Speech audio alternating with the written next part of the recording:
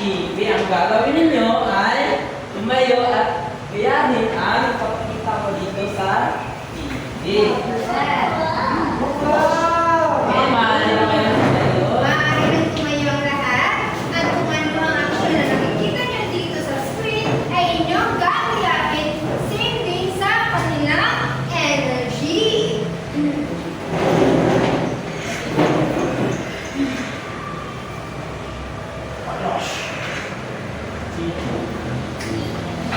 TV.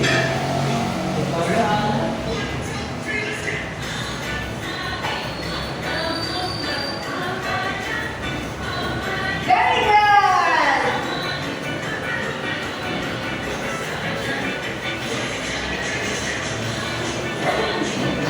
Magaling! Ang galing ko dito mo. Yes! Human!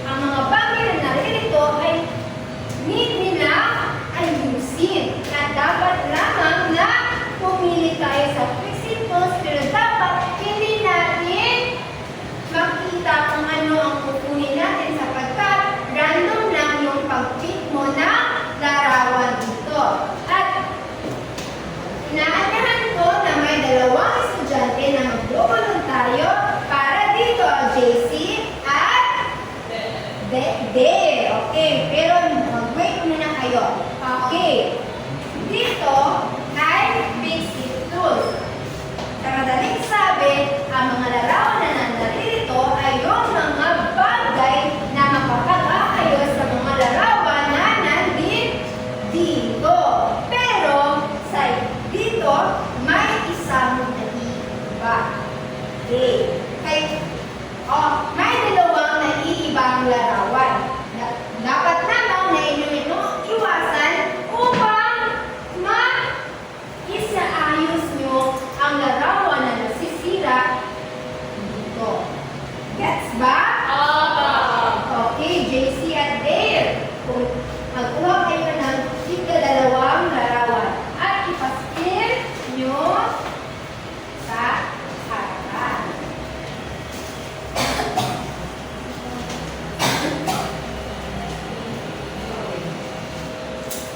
Okay, kuha kayo ng Dale.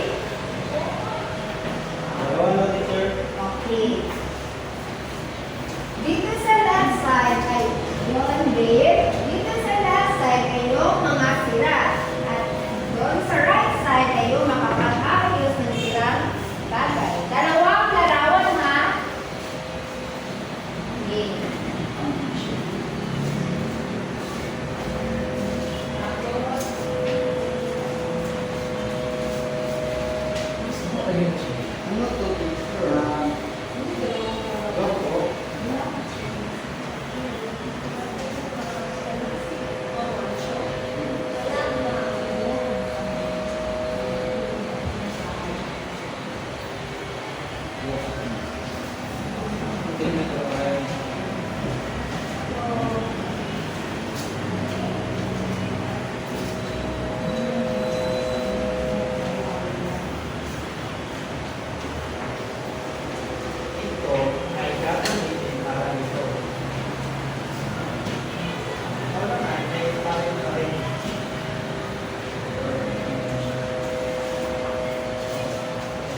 Kali nakuha mo na larawan DC, yung dalawa kanina.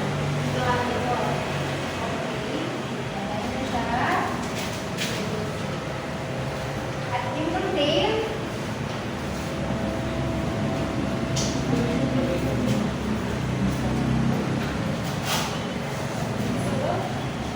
Okay. Maraming salamat at maaari na kayo pumupo. Okay. Si JC, ang mga bagay na kanyang nakuha ay ano ito? Wire na sira. Ito? Charger. Charger na sira.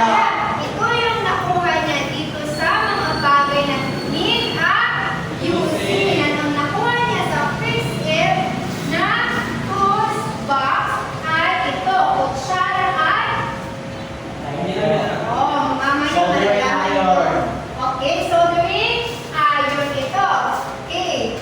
Patingin mo, ang nakuha ba ng fixed tools ni JC ay tama yung dalawa? Isa.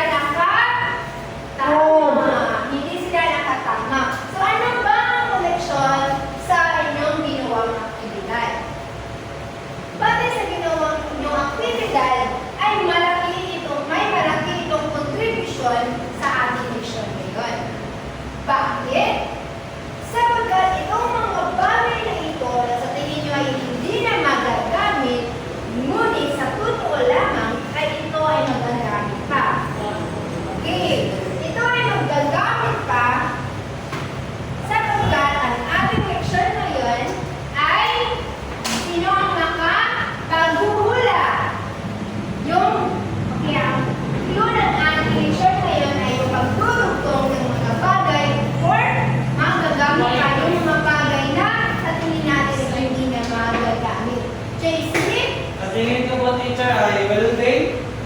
Welding! Very good!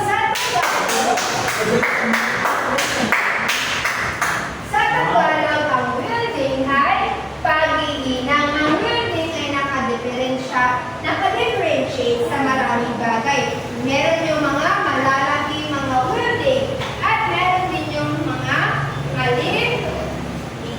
At dito, bakit ganyan ang ating aktividad? Sapagkat maaari pa natin i-connect ang mga bagay na ito na sa tingin natin ay sila na. Yun ang pag-iinang.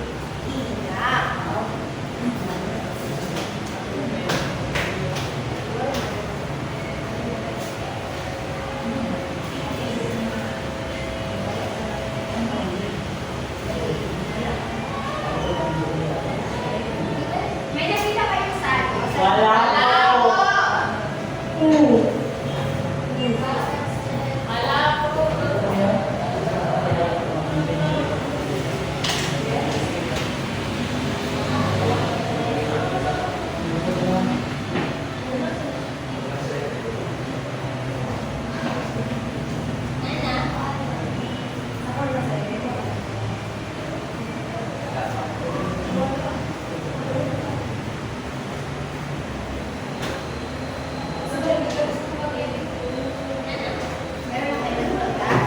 Okay, so ngayong hapon ang ating mention ay tungkol sa pag-iinang.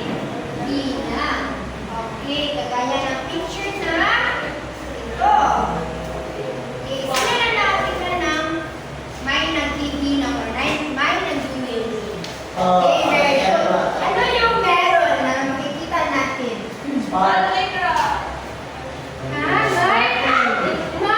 spark. Okay. May spark kaya meron silang Shield. mamaya ating Shield. discuss. Pero atin muna malalaman ang ating layunin sa hapon na ito. Okay. Pakibasa. Yoy! Sa pagkasalit ang mga pangalan ay nasa ipakita ang wastong paraan na paghihinang at mga bagay na kailangan. Okay.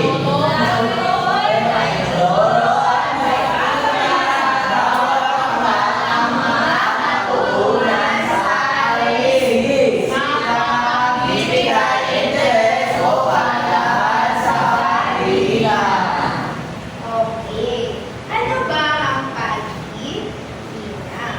Okay, pakibasa. Ang paghihinang o welding ay isang proseso na pagmamalatang tulaw sa niluluto ng dalawang higit ang materyales. Yes, kagaya nito, mga bagay na ito. Gamit ng mga soldering iron or soldering wire, ay maaari natin itong ipag-dikit. Dikit. Upang ito ay Gamit. Okay? Okay, mabasa. Ngayon ay pag-uusapan natin ay tungkol sa paghihinang na. Ngayon ay may tanong ako sa inyo. Mga bata, alam niyo ba ang ibig sabihin ng smile? Hindi po! Ito. Okay, ang ibig sabihin ng smile ay shield, metal, art, building. May idea ba kayo kung paano ito gawin? Hindi po. Hindi po. Smile ang metal, art, building. Smile ay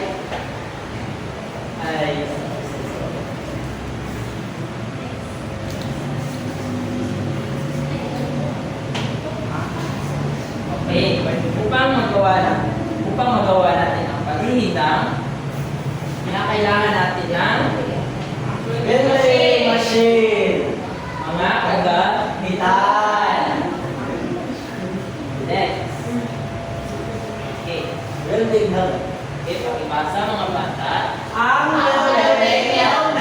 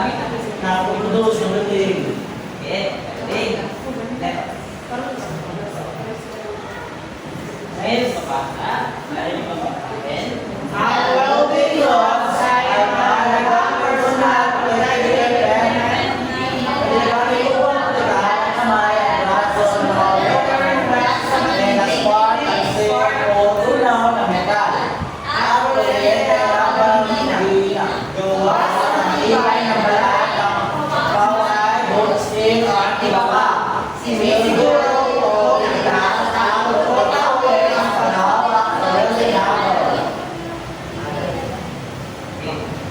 Ano ang nakikita niyo? Okay, Grace. Saan ang paraan ito ginagamit? Isinusuot ko sa mga teacher. Upang maprotektahan ang mga kamay sa paghawak ng lasisa ng ating handle.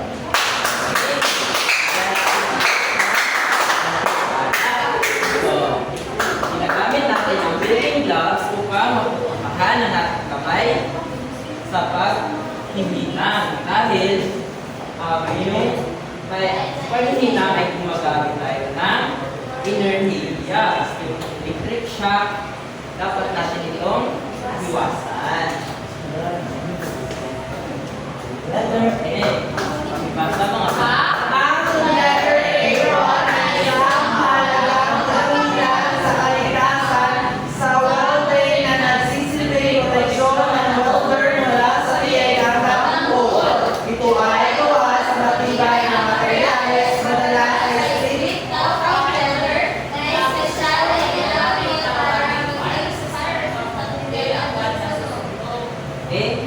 Delia, ano sa palagay mo? Saan ito natin ginagamit? Ito po ay ginagamit natin sa ating naman para proteksyon sa mga Magaling, parapan.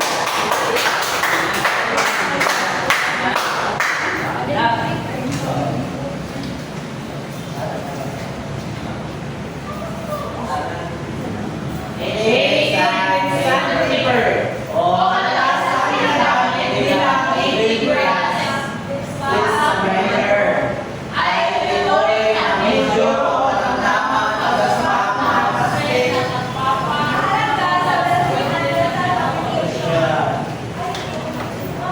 Okay? Del? May idea ka ba, Del?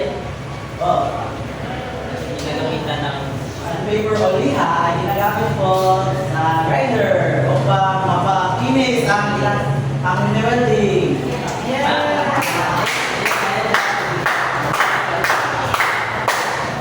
ano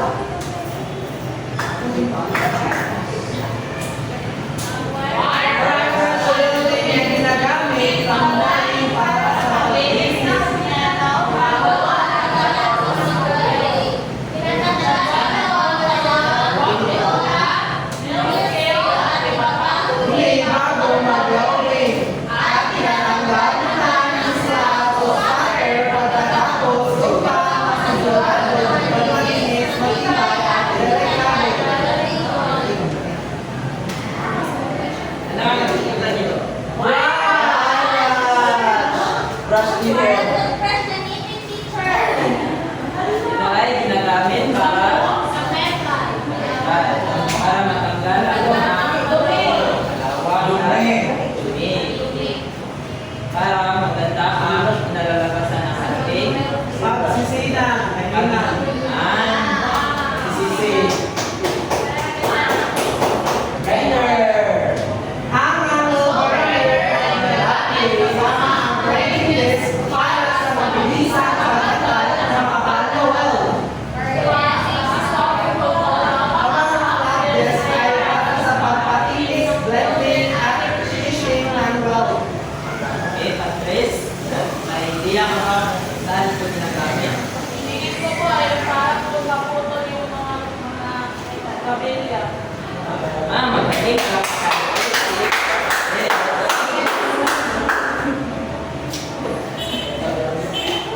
Ang grinder ay ginagamit natin upang pagputol ng metal.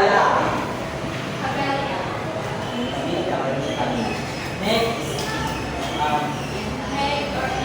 may Patrick, sir. Ginagamit para sa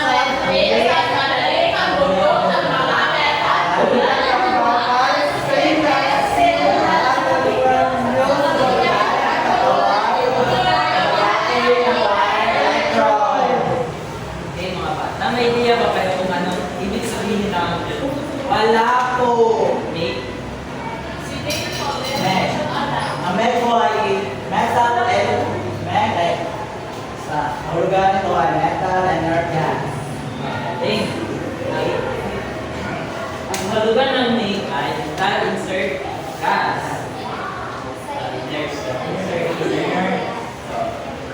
ito ay isang uri na art building mas maganda kaysa stick building or wow. Dahil kapag tayo ay gumagamit ito ay parang linis na pinalalagasan. Madali rin itong gamitin. Pero bawal siya sa labas dahil hindi niya gusto yung hangin, araw, kaya makubulog mga Okay. Next. next stick building fish. Nakita natin. Lam, children of Saturday.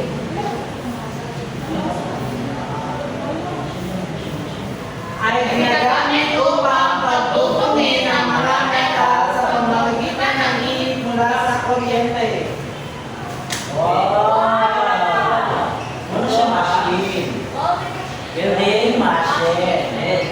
So, ito ay ginagamit upang niya like that. Nagamit ito upang pagtutungin ang mga metal. Okay, napaka natin yung stick.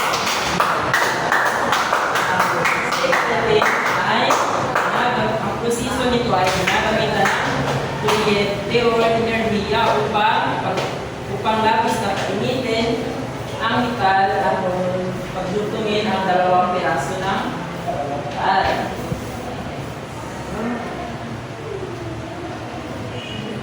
Building, shipping hammer. Tama rin yung pagbasahin. Ang rolling shipping hammer o rolling hammer ay isang mahalagang kasangkapan na ginagamit pagkatapos mag-welding upang linisin ang metal. Okay, ang welding shipping hammer ay ginagamit ito upang linisin ang metal. Okay?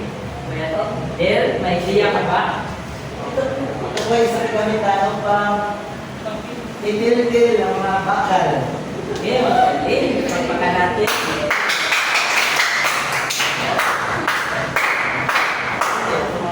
Okay.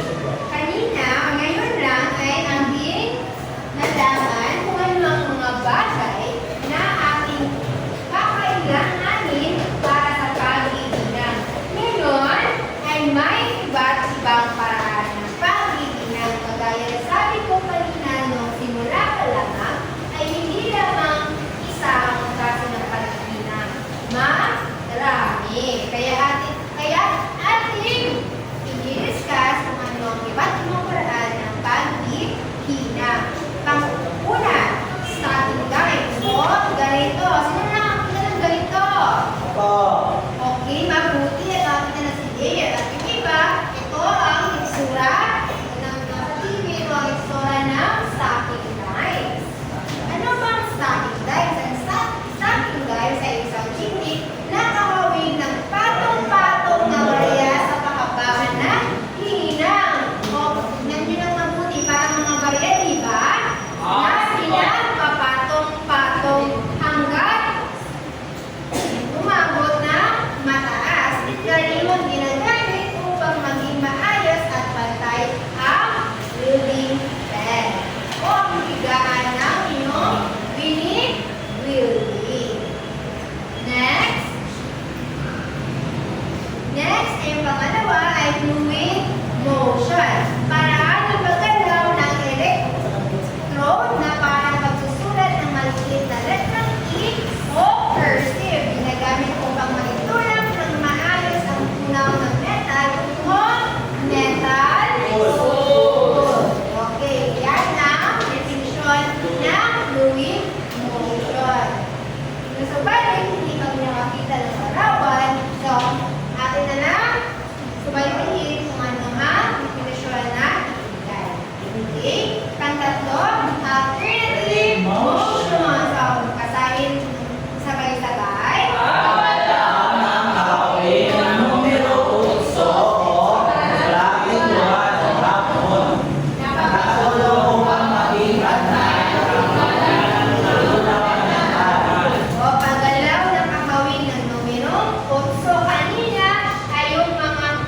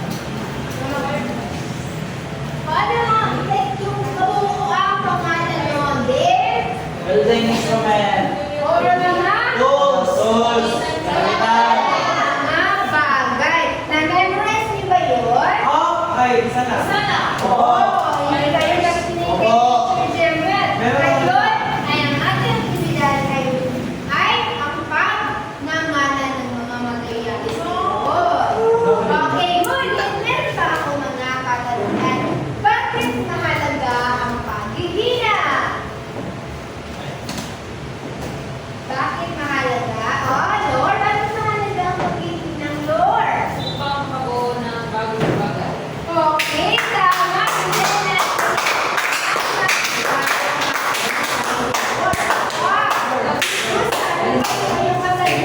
Bakit mahalaga ang paghihina? Para mo magamit pa ang sirang bagay na mas matibay. Okay, very good. Okay. Paghihina ay yung pag-aayos ng mga bagay na hindi na magagamit at paggawa ng mga bagay o mga bago, mga proyekto. Ngayon ay alam na namin na kayo ay natuto, ituturo kayo sa dalawa. Okay. Isa, dalawa, isa, dalawa, isa, dalawa. Okay. Even yung number. Bibigyan ko kayo ng 5 minuto upang gawin ang aktibidad. At meron kayong hahanapin. Meron kayong mahahanapin na mga fixed-in sticker na nakadikit sa kung saan. At yung mga fixed here, kung sino ang makahanap ng sino una makahanap ng 5 fixed here stickers, ay maaari na magsimula sa gawain. Ang nalilito ay yung mga bagay na kailangan sa paghihina at meron din dito code na inyong dapat nabuhin. At meron dito mga materyales na inyong gagamitin. Ano hanapin? Okay, ngunit aalamin muna natin ang ating rubrics. Okay, ako lang ang magbabasa o magbasa madali ang ating pagbasa ng ating rubrics. Okay, tamang pagkilala sa mga kagamitan sa paghihina, 10 puntos kapag naipakita at nailaban ng buo ang mga pangalan ng kagamitan kailangan sa paghihina. At 8, pag may ilang pagkakamali sa pagkilala ng mga kagamitan, at 5, pag maraming mali. Tama mo susunod-sunod at paglalaan ng mga paraan, teknik sa paghihina, 10 puntos sa pagwasto, 8, pag may kaunting pagkakamali, 5, pag hindi maayos at kooperasyon. Pag lahat ay nakilahok, may 5 puntos. Pag karamihan sa kasabi ay hindi nakilahok, 3 puntos. Pag marami ang wala, 1 puntos. Ito ay naglalaman ng 25 Okay, and in 5 minutes, maaari na kayo magsimula. Wala pa. Opo muna. Okay. Sige, start. Hanapin mo yung mga visit, mga visit here. Group 1. Group 2.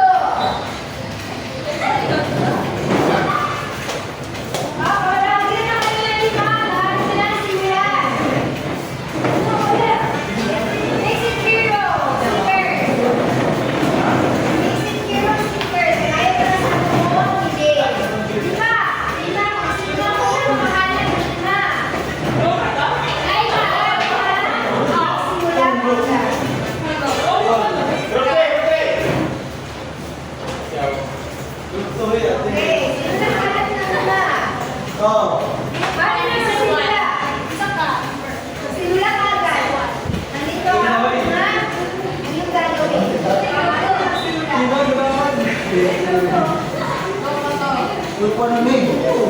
Yan yung araw na lang sa simula.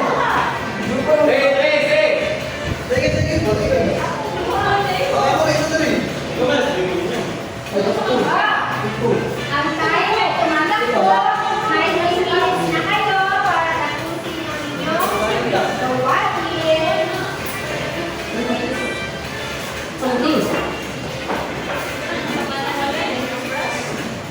Kanan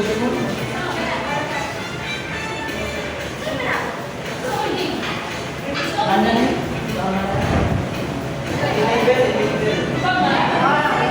Lagyan nyo ng buwayo ang kamay.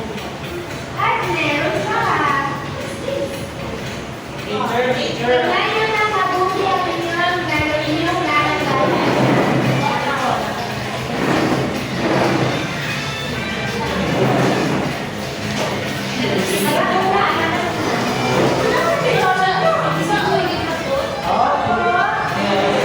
Wala ng cake at lagyan ng pamalan.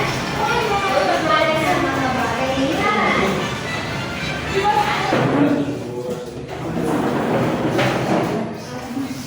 Okay.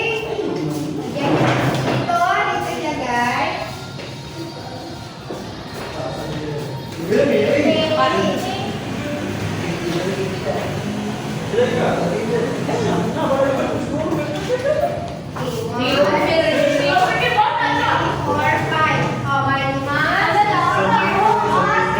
Okay.